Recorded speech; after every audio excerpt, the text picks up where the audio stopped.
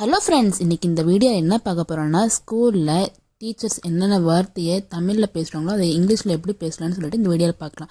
புத்தகத்தை திறங்கள், open the book. உங்கள் நோட்டு புத்தகத்தை சமர்ப்பிக்கவும், சப்மிட் யுவர் நோட் புக். நான் சொல்வதை கவனமாக கேளுங்கள், listen carefully to what I say. சத்தம் போடாதீர்கள், டூ நாட் மேக் நாய்ஸ். பின்னாடி பெஞ்ச் அமைதியாக இருங்கள், பேக் பெஞ்ச் பி குவைட். எழுது நில்லுங்க, அது இங்கிலீஷில் எப்படி சொல்லணும்னா ஸ்டாண்ட் அப். வகுப்பில் தூங்கக்கூடாது, do not sleep in class. என்னை கேட்டு திரும்பச் சொல்லுங்கள், ரிப்பீட் ஆஃப்டர் மீ.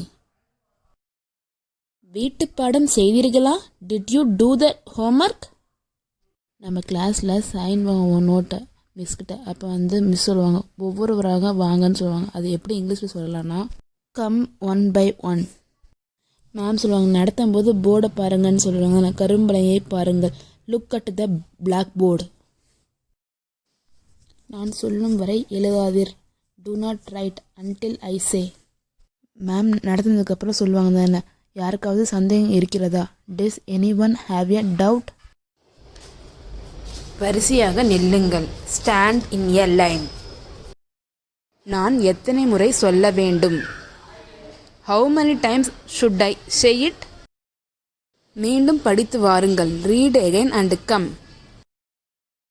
இந்த பாடம் மிகவும் முக்கியமானது, திஸ் லெசன்ஸ் வெரி இம்பார்ட்டன்ட். இன்னும் வகுப்பு முடியவில்லை, கிளாஸ் இஸ் நாட் ஓவர் எட். அறிவியல் புத்தகத்தை எடுத்துக்கொள்ளுங்கள், டேக் அவுட் சயின்ஸ் புக்.